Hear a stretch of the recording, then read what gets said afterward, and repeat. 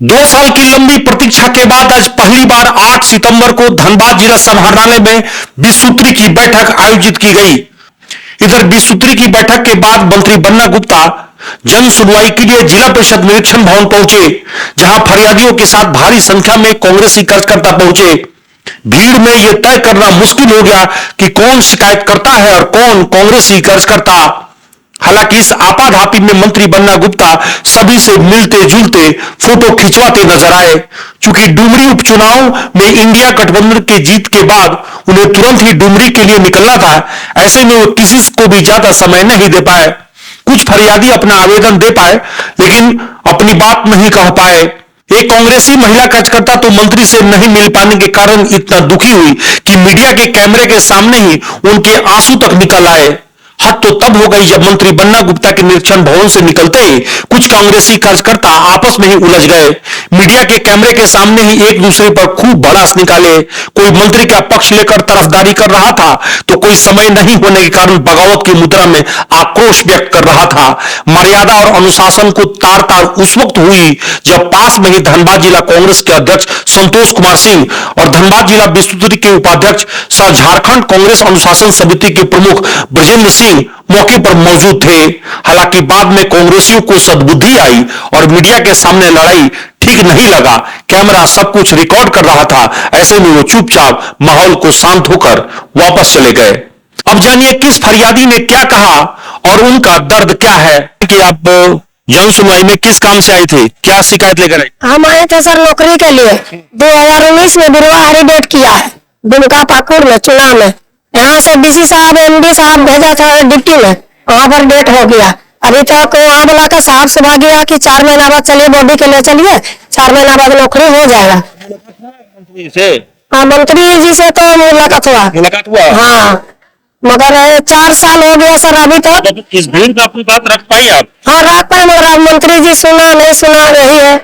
सरकार अभी तक हम लोग को कोई सुनवाई नहीं हो रहा है। हम लोग का लगातार अनशन आपका राजभवन के समीप जारी है और लगातार अभी चलते ही जा रहा है।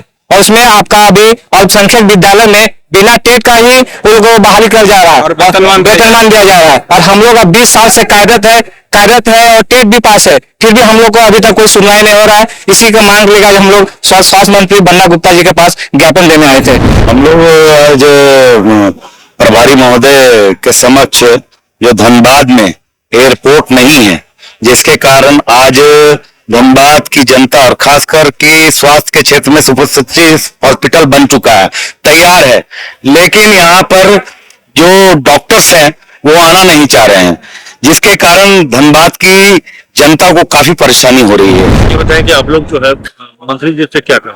मेरा बोलना है कि आज आप देखेंगे हमारे बगल में दुर्गापुर है, आज के 5 साल पहले कुछ नहीं था, आज हमारे पैसे से वो आगे बढ़ते जा रहा है और हम धनबादवासी और झारखंडवासी ठगे महसूस कर रहे हैं।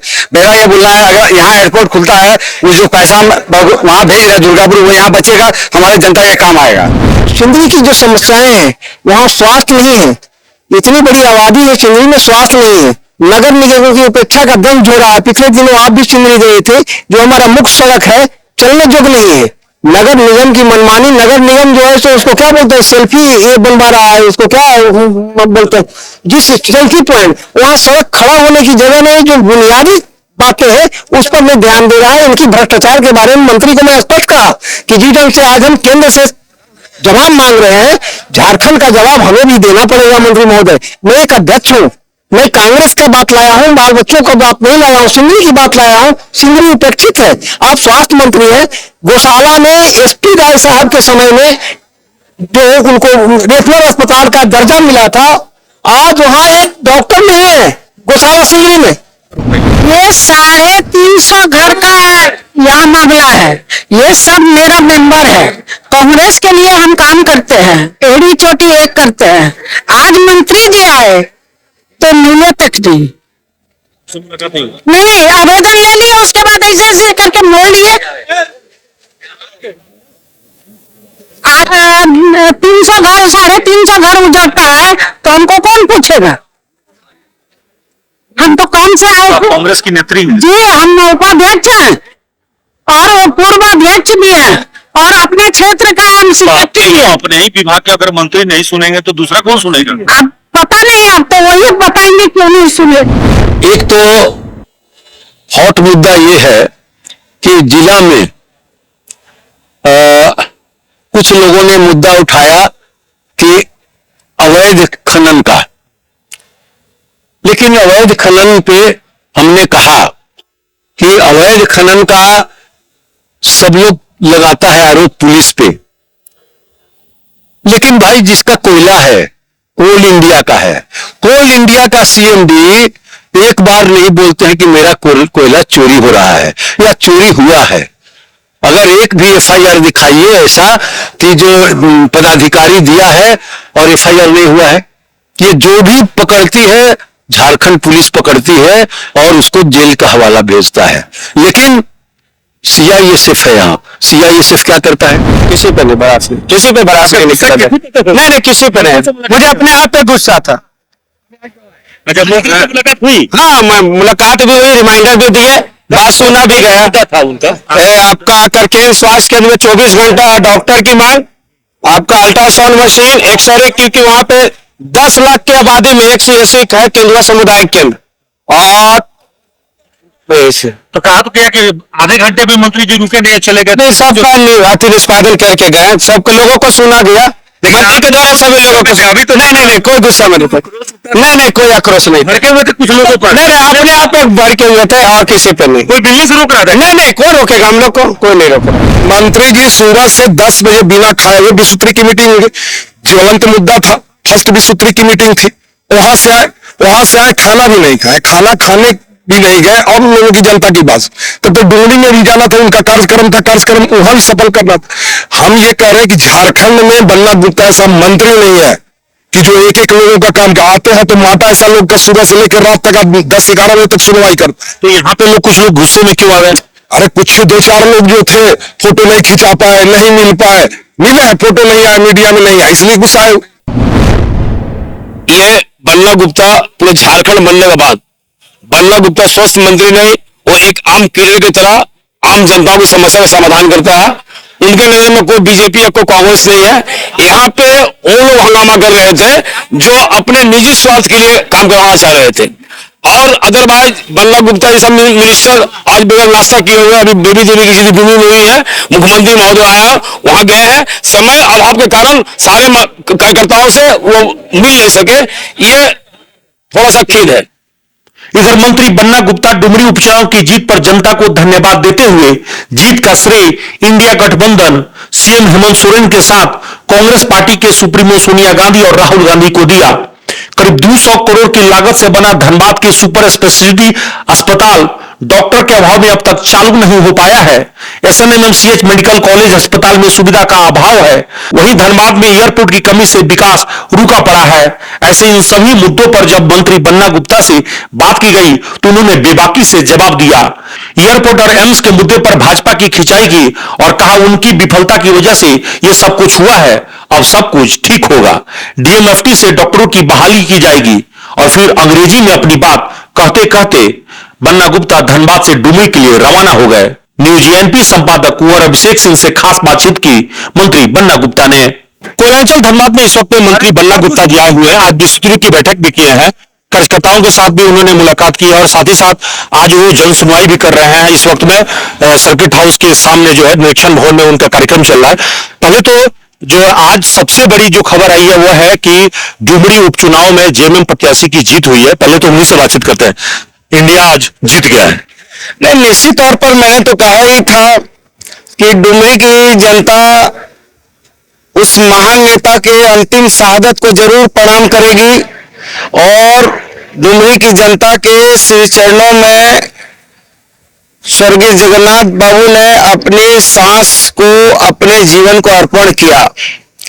और जिस तरीके से भारतीय जनता पार्टी, आजसू और उनके सहयोगी ओबीसी तीनों मिलकर अमर अकबर एंथोनी की भूमिका में इस चुनी हुई सरकार को अपदस्थ करने की जो सोची समझी साजिश रच रहे थे, उस साजिश के ऊपर जनता ने एक बड़ा प्रहार किया है।